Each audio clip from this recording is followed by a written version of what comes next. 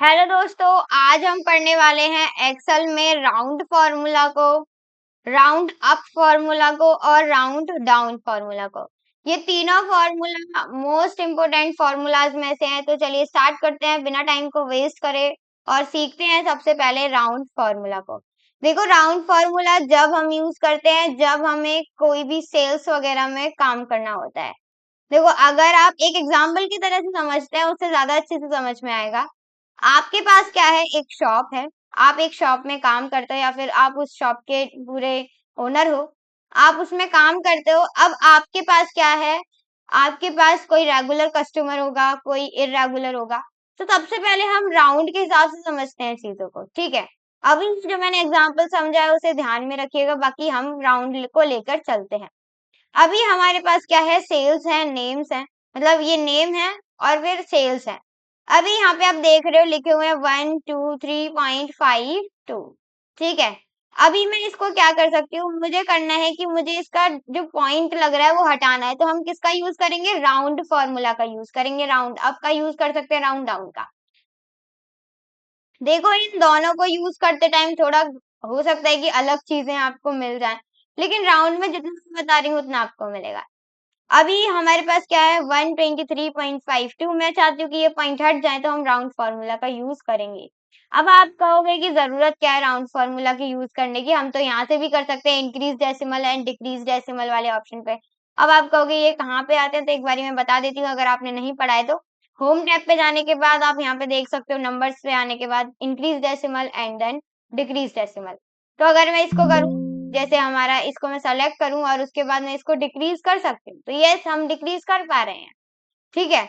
अभी मैं क्या करूंगी, लेकिन इसमें एक गड़बड़ होती है। देखो, अभी आप मान लो आप इसमें कुछ मल्टीप्लाई करना चाहते हो।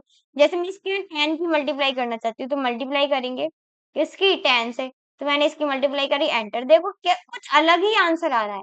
क्या आ रहा है, कैसे आ रहा है, कोई पता ही नहीं है, बस अलग आंसर आ रहा है ना। जबकि इसका आंसर क्या आना चाहिए, 1240 इसका आंसर आना चाहिए।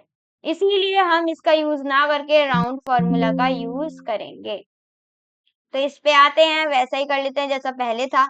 इक्वल्स टू करते हैं, राउंड फॉर्मूला को यूज करते हैं और यहाँ पे टैब से हम क्या कर देंगे, इसको एक्टिव कर देंगे। जो हमारी सेल है उसको करेंगे सेलेक्ट, कॉमा लगाएंगे और जीरो लिखेंगे। देखो, जीरो क्यों लिखा है, जीरो इसीलिए क्योंकि हमें पॉइंट के बाद एक भी संख्या नहीं चाहिए, बस इसीलिए हमने लगाया। एंटर करेंगे तो यहाँ पे आप देख सकते हो 124.000। अभी इसमें मैं 10 की मल्टीप्लाई करके देखूं तो क्या हमारा जो भी है वो सही आएगा, तो यस हमारा बिल्कुल सही आएगा, ठीक है। एक बार मैं बता देती हूँ लेकिन फिर भी आपको करके दिखा देती हूँ। तो यहाँ पे आप देख सकते हो कि यहाँ पे हमारा आंसर बिल्कुल सही आया है, ठीक है। तो इस तरीके से आप चीजों को कर सकते हो। लेकिन राउंड में किस हिसाब से चीज आएगी, यहाँ पे 123 था, यहाँ 124 कैसे हो गया, ये चीज समझिए।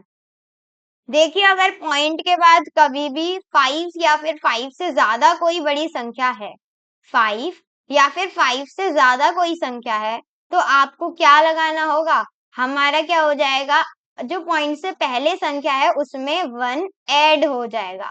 क्या हो जाएगा, ऐड हो जाएगा।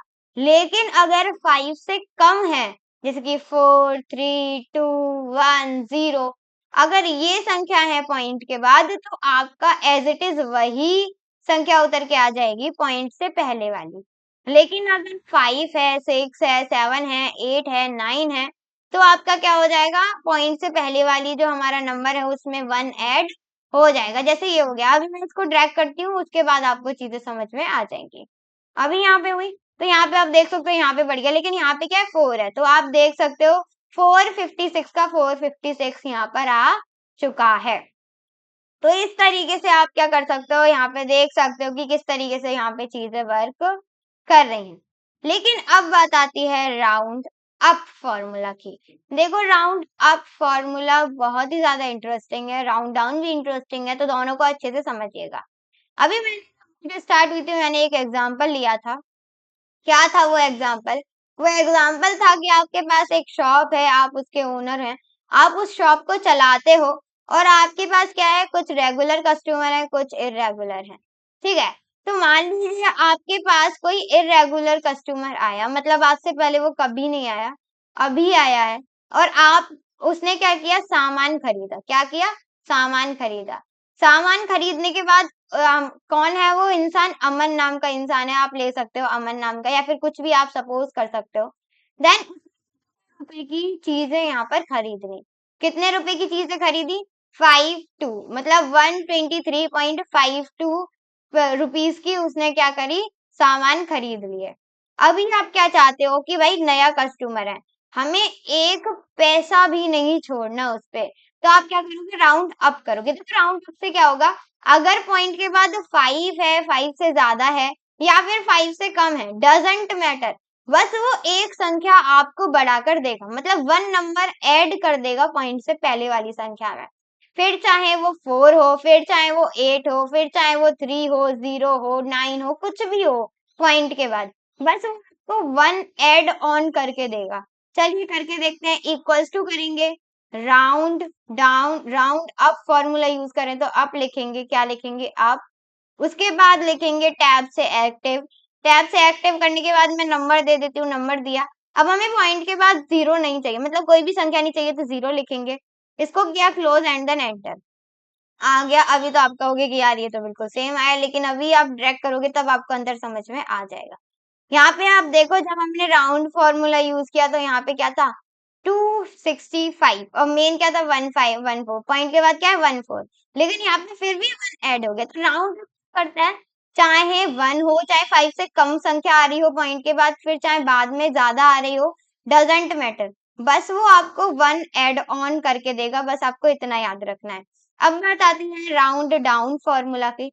तो राउंड डाउन हम यूज करेंगे कब, जब हमारे पास कोई मतलब एग्जाम्पल के थ्रू ही समझते हैं, जब अभी तक एग्जाम्पल के थ्रू समझते आए हैं तो आप मान लीजिए इस बार हमारा जो कस्टमर है वो आया है रेगुलर वाला, मतलब वो रोज आता है, रोज सामान खरीदता है, तो आप यार इससे क्या ही 2 पैसे के लिए लड़ा जाए, सिर्फ कम कर देते हैं हम, ठीक है। तो आपको क्या हो जाएगा, जो भी है, चाहे 5 से ज्यादा है, फिर चाहे 5 से कम है, बस जो संख्या है ना आगे पॉइंट की, बस वही रहने देगा, ना माइनस करेगा ना ऐड करेगा, जो संख्या है बस उसे रहने देगा, पॉइंट के बाद की संख्याओं को बस हटा के रख देगा।